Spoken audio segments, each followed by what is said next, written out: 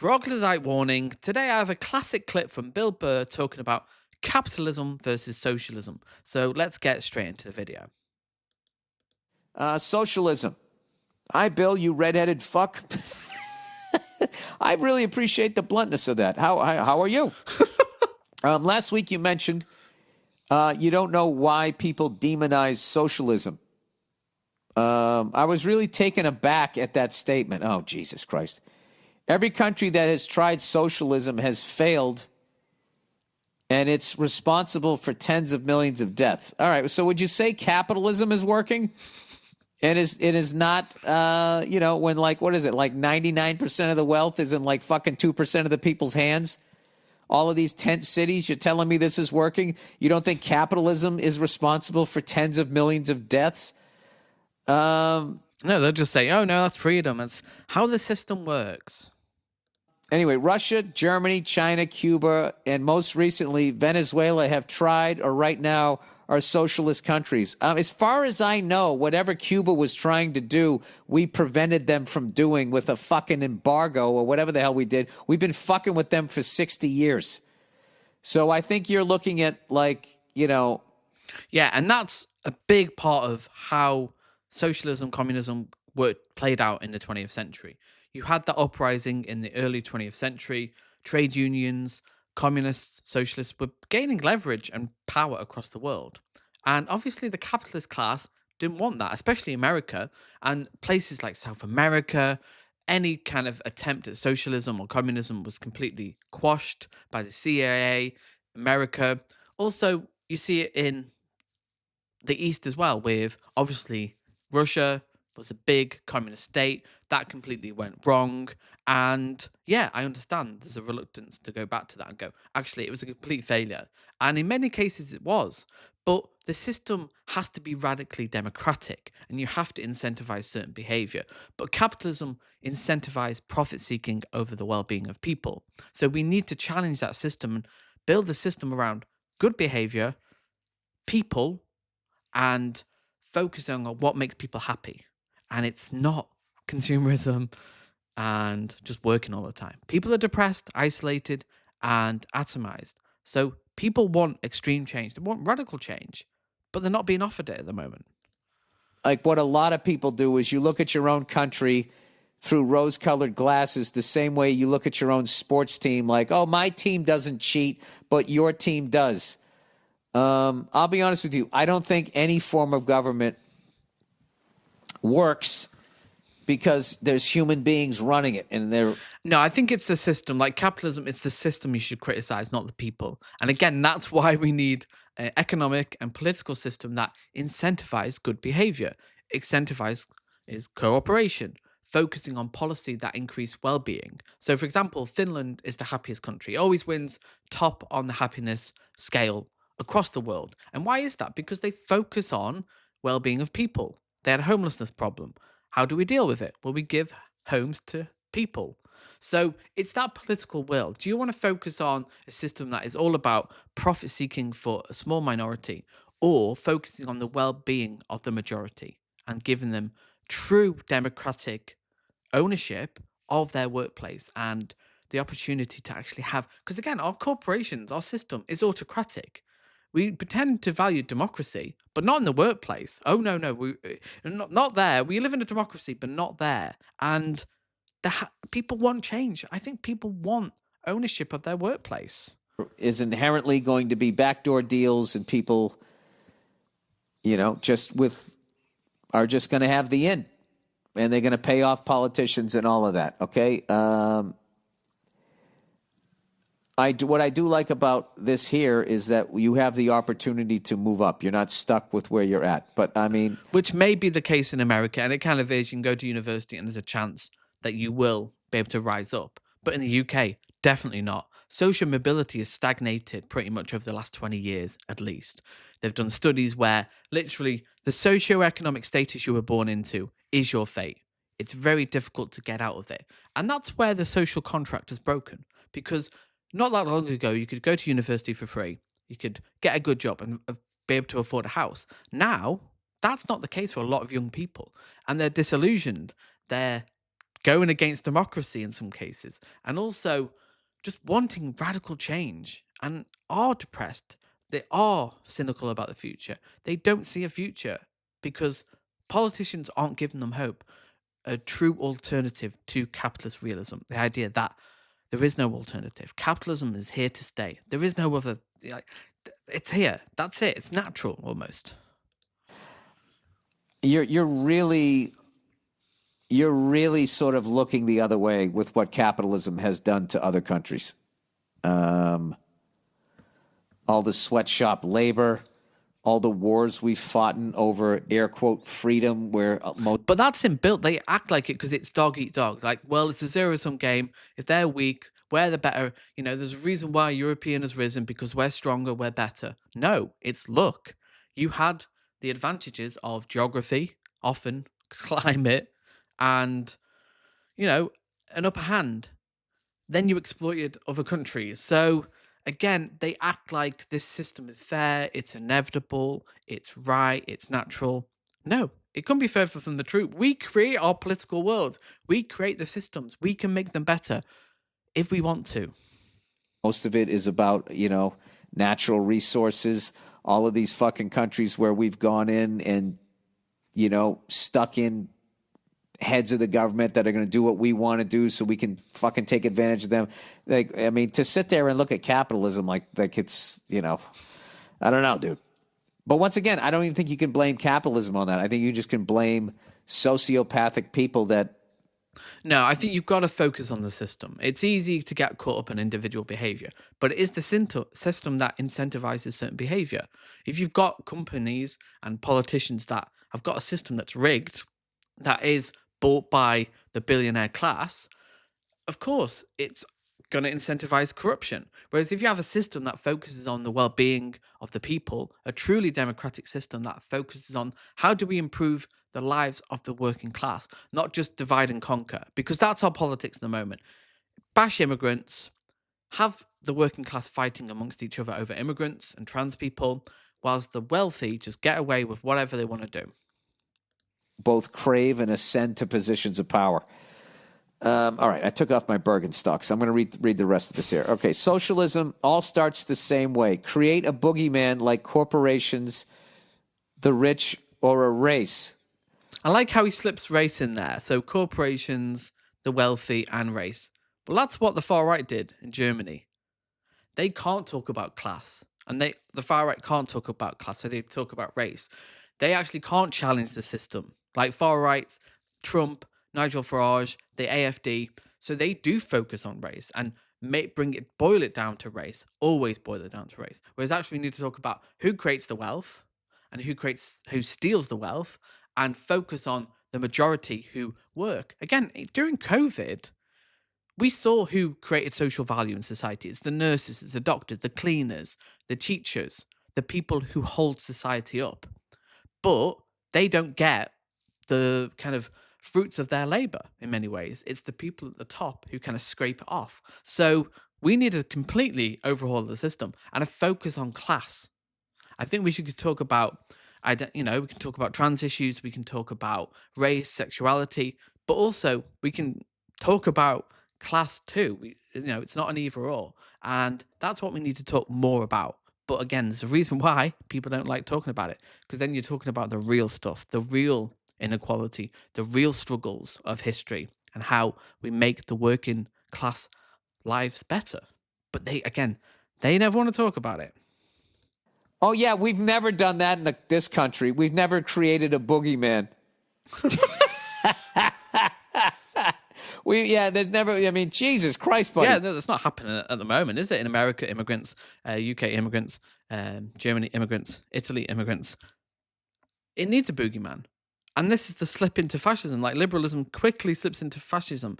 And crises of capitalism is what we're seeing now over the last 10 years, is this stagnation and slow decline into fascism. And it is slow. And it isn't this kind of extraordinary thing that could never happen again. It's happened and it could happen again. And it kind of is happening. Donald Trump has just been elected again. Even though people know who he is, people know he said he's going to be a dictator on day one. They know who he is. He's a liar. He's all that we know he is, but people are in denial about it. And that's fascism. Blame them for all your problems. Yeah, we never did that. The leaders then promised to fix all the problems.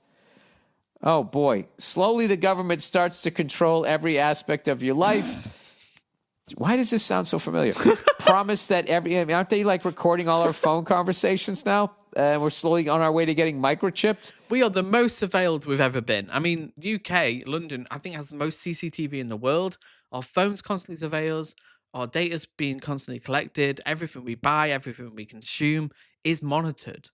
So the idea like we have this freedom, that capitalism promotes freedom, that no, it's constantly watching what we're doing, constantly keeping an eye on us. Promise that everybody will have the same equity and outcome. This creates mediocrity. See, they conflate equity with outcome. No, we don't talk about equal opportunities of outcome. No, equal opportunities in terms of, are people, playing on a level playing field? How do they have the same, access to education, resources? That's what we're talking about. And that should be. You should want that. But again, we don't live in a meritocracy. I mean, the most powerful man on the planet was given $400 million by his dad. So the idea, and also Elon Musk, again, his dad was a billionaire. 60% of billionaires came from wealth. So we don't live in a level playing field. And they don't want that because it is a dog-eat-dog system where they want to maintain their advantages. They don't want people to have more advantages. Why would they? Why would they want the system where people have equal opportunities, the opportunities that they had? Because they know that the average person would probably be better than Donald Trump. He's not exactly an intelligent man, is he? Loss of the middle class. Loss of the middle class. Where have I seen that before? Of innovation. Corporations are buying houses now.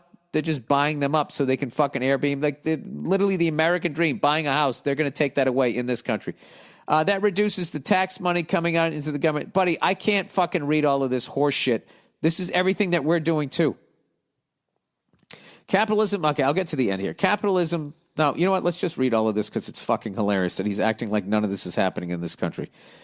And you know what's funny about people? You don't like it, get the fuck out of here. This is my favorite thing ever.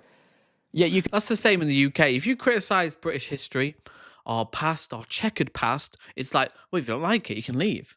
No, you can criticize something. Again, how fragile do you have to be to not be able to take basic criticism about your history? Because history informs your future.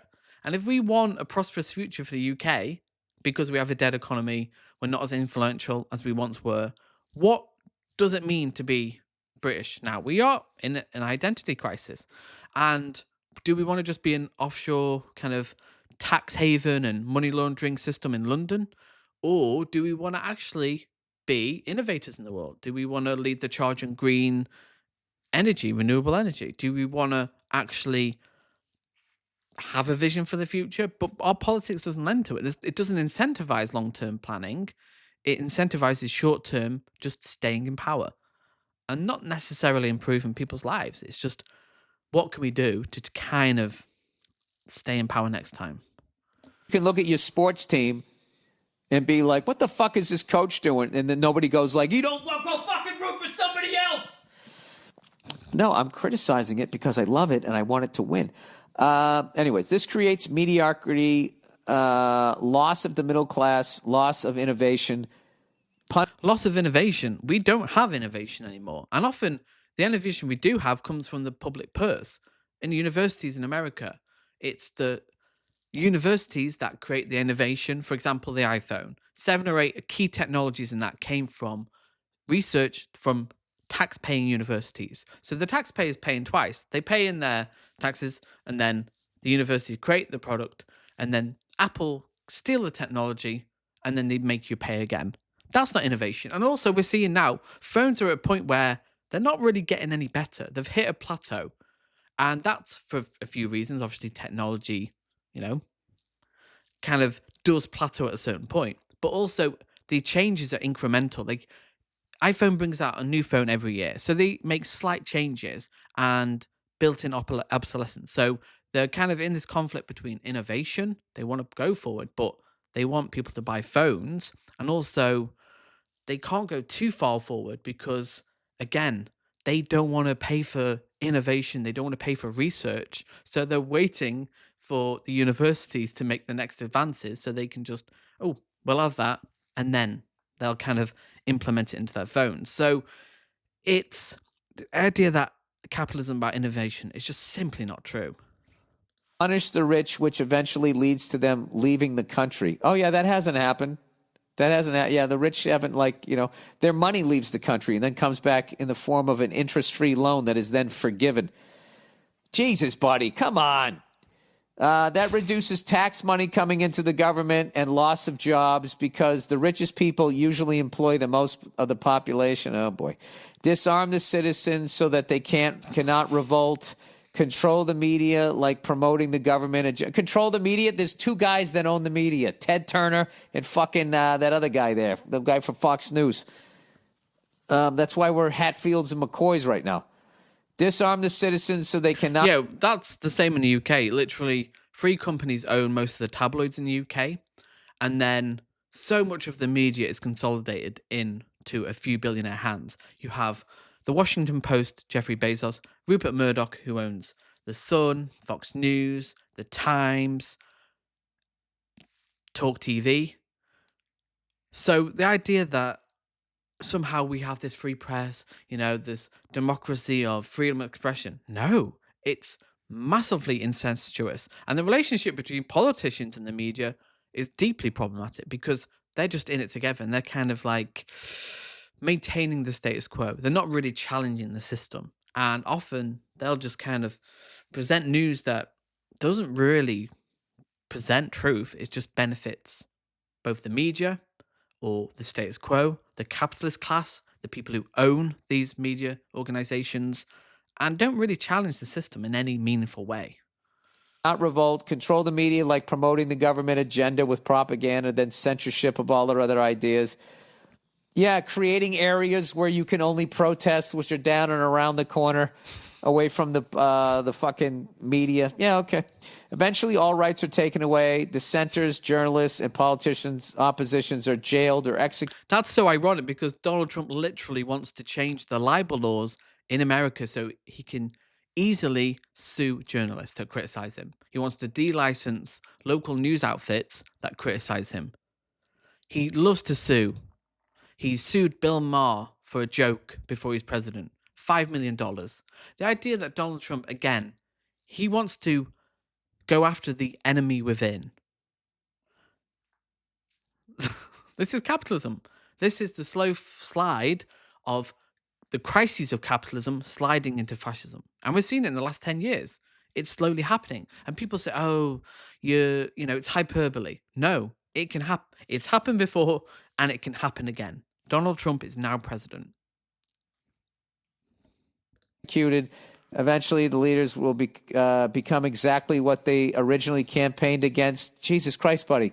I've forgotten what your... He goes, there's much more to it on an economic level, but as a fellow moron, it's too complicated for me to understand. All right. I am also a fellow moron, but dude, all of that shit has happened.